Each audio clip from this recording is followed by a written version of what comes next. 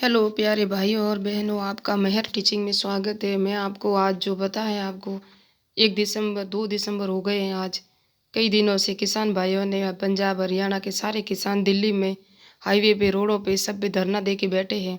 वो सब कृषि कानून बिल का विरोध कर रहे हैं और ये उनके लिए ये सही नहीं है। वो ये कह रहे हैं कि ये जियो सिम की तरह है, जिन्होंने जो कहते हैं कॉन्ट्रैक्ट होता है, जो रेस होती है, जो उसके पीछे किसी को नहीं छोड़ा है, वो हमेशा रेस में आ गई है। जिस तरह जियो ने पहले लोभ दिया, सबको फ्री डेटा दिया, अब वो एयरटेल और जियो सब कंपनियां बराबर हो गई। उसी तरह ये कानून बिल है। पहले तो ये हम सबको देंगे, लेकिन बाद में हमारा भी यही हाल होगा। बड़े बड़े जमींदार किसान, ये कॉन्ट्रैक्ट हो रहा है।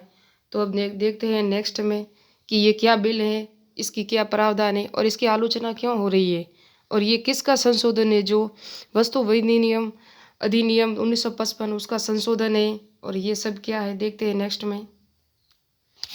ये आवश्यक वस्तु संशोधन अधिनियम विधेयक 2020 जो 5 जून 2020 को अध्यादेश जारी किया था राष्ट्रपति ने, और अभी ये सितंबर में लागू हो गए। तब से सारे किसान विरोध कर रहे हैं। इस बिल में अनाज, दलहन, तिलहन, खाद्य तेल, प्याज, आलू को आवश्यक वस्तुओं की सूची से हटाने का प्रावधान किया है। माना जा रहा है कि विधेयकों के प्रावधानों से किसानों को सही मूल्य मिल सकेगा, क्योंकि बाजार में स्पर्धा बढ़ेगी। क्यों हो रहा है विरोध इसका? किसान संगठनों का आरोप है कि नए कानून के लोगों लागू होते ही कृषि क्षेत्र की भी पूंजीपतियों और कॉरपोरेट घरानों के हाथों में चला जाएगा। इसका नुकसान किसानों को होगा।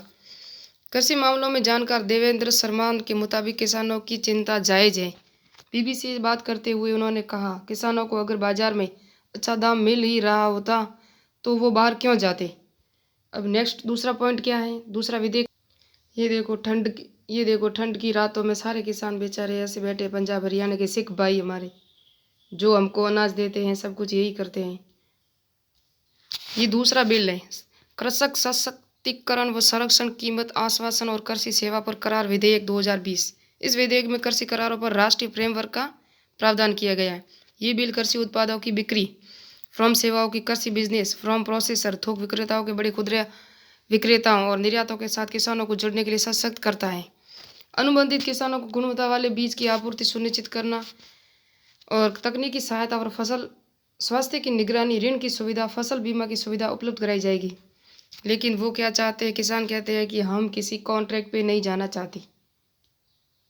ये है तीसरा बिल, कृषि उपज व्यापार और वाणिज्य संवर्धन सरलीकरण विधेयक 2020। ये तीनों हैं जो सितंबर 2020 में लागू हुए और इसके लिए अध्यादेश 5 जून 2020 को लागू हुआ। इस बिल में एक ऐसा इको सिस्टम बनाने का प्रावधान है जहां किसानों और व्यापारियों को मंडी से बाहर फसल बेचने की आज़ादी होगी। प्रावधानों में राज्य के अंदर और दो राज्यों के बीच व्यापार को बढ़ावा देने की बात कही गई है। मार्केटिंग और ट्रांसपोर्टेशन पर खर्च कम करने की बात कही गई है। अब देखते हैं इसका विरोध क्यों कर रहे हैं, इसकी आलोचना क्यों हो रही है। सरकार द्वारा निर्धारित किया गया न्यूनतम समर्थन मूल्य एमएसपी का अनाज की खरीद बंद हो जाएगा। किसान फसल को मंडी से बाहर बेचना है तो एमपीएससी मंडी समाप्त हो जाएगी। और ई नाम जैसे सरकारी ई ट्रेंडिंग पोर्टल का क्या होगा। और किसान बिल 2020 के समाधान क्या क्या बता रहे हैं। एमएसपी पर पहले की तरह फसल की खरीद जारी रहेगी, ये गवर्नमेंट कह रही है। आगामी रबी सीजन के किसान अपनी उपज एमएसपी पर बेच सकेंगे और सीजन के लिए एमएसपी पहले अगले सप्ताह में घोषित किया जाएगा, ये गवर्नमेंट का कहना है। किसान को अनाज मंडी के अलावा दूसरा ऑप्शन भी मिलेगा। सरकार द्वारा शुरू की गई ई नाम ट्रेंडिंग व्यवस्था भी जारी रहेगी और इलेक्ट्रॉनिक मंचों पर कृषि उत्पादों का व्यापार बढ़ेगा। इससे पारदर्शिता आएगी, समय की बचत होगी। ये सब गवर्नमेंट का कहना है कि किसानों के लिए सही होगा। लेकिन आपको पता है कॉन्ट्रैक्ट क्या होता है। कॉन्ट्रैक्ट ठेका होता है, संविदा होता है, जो हम हमारी ज़मीन किसी दूसरे को देते हैं 5 साल ले के लिए। माना कि मैंने मेरा खेत दे दिया किसी को, अब वो उसके लिए कोई ओलावृष्टि हो गई, उससे कि पानी नहीं है, उसकी फसल खराब हो गई, तो वो मुझे पैसे कहाँ से देगा। अब मैंने तो उसकी कीमत लगा दी, मुझे तो वो पैसे चाहिए। अब उसकी फसल नहीं हुई, माना कि उसकी कोई परेशानी हो गई, कुछ न कुछ हो गया, फसल ना हुई हो, तो वो पैसे कहाँ से देगा।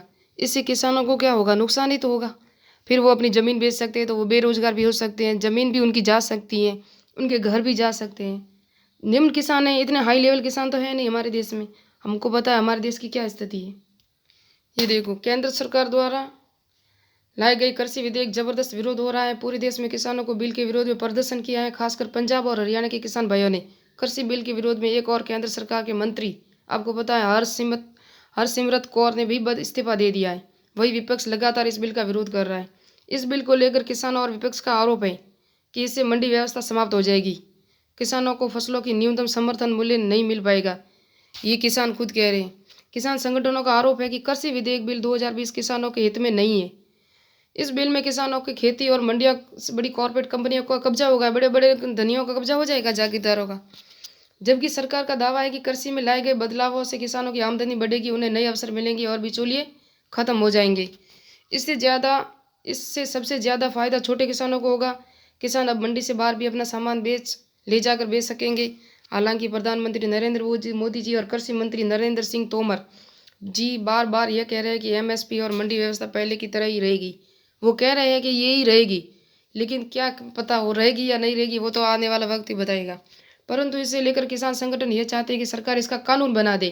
किसान चाहते हैं कि सरकार एमएसपी को लेकर कोई ठोस कानून बना दे, जिससे किसान मंडी या उसके बाहर सरकार तय एमएसपी पर अपना उत्पाद बेच पाए।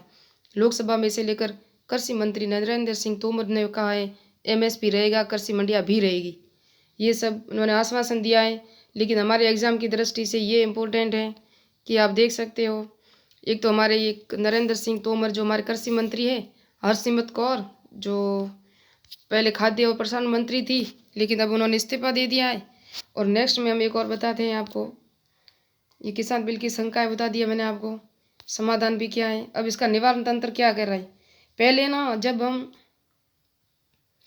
हम किसानों के बिल को लेने के लिए संबंधी विवाद जाते थे तो सुप्रीम कोर्ट, हाई कोर्ट जाते थे। लेकिन अब इस बिल में क्या कहा है, आप एसडीएम लेवल के या जिला कलेक्टर के नीचे जो भी अधिकारी है लेवल का, उनके पास जाते हैं।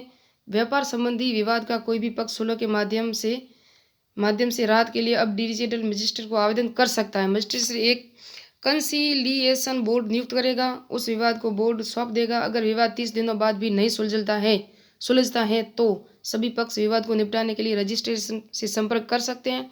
पक्षों के पास यह अधिकार है कि मजिस्ट्रेट के फैसले के खिलाफ अपील अथॉरिटी कलेक्टर या कलेक्टर द्वारा नामित एडिशनल कलेक्टर अपील कर सकते हैं, ये कह रहे हैं। लेकिन पहले ये नहीं था, अभी ये नया नियम बन गया इसमें। अब नेक्स्ट में हम देखते हैं एक और पॉइंट जो इम्पोर्टेंट है। ये मैंने हैंड राइटिंग नोट्स बनाए हैं, जो मैंने बोल दिए वही है सब इसमें। कृषि वाणिज्य और संवर्धन अधिनियम और ये सब वही है। सेवा अधिनियम जिसमें क्या कॉन्ट्रैक्ट है, कीमत, गुणवत्ता, खरीद और कॉन्ट्रैक्ट में। लेकिन इसमें एक पॉइंट ये है, किसानों की आय 2022 तक दुगनी करने का लक्ष्य है इसमें। किसमें? इस अधिनियम में नहीं है। ये भारत की राष्ट्रीय कृषि विधेयक है, उसके अंदर नहीं है। ये पहले से कहा हुआ है नरेंद्र हमारे पीएम मोदी जी ने। और इसमें आवश्यक वस्तु संशोधन अधिनियम, ये भी मैंने आपको पूरा पढ़ा दिया, बता भी दिया। और ये एमएसपी क्या है, देखो, मिनिमम सपोर्ट प्राइस, न्यूनतम समर्थन मूल्य है जो 23 फसलों पर दिया जाता है। इसमें 6 रबी की फसलें, 14 खरीफ की और 2 अन्य। अब एमएसपी की शुरुआत 1960 में हुई थी। कब हुई थी? एमएसपी की शुरुआत 1960 में हुई थी और अगस्त 1964 में अनाजों की कीमतें तय करने के लिए, ये आपको इम्पोर्टेंट याद रखना है, एल के झा के नेतृत्व में समिति का गठन किया गया। और 1966 में पहली बार गेहूं के लिए 54 रुपये प्रति क्विंटल के हिसाब से एमएसपी का ऐलान किसके लिए हुआ था? प्रथम में गेहूं के लिए हुआ था।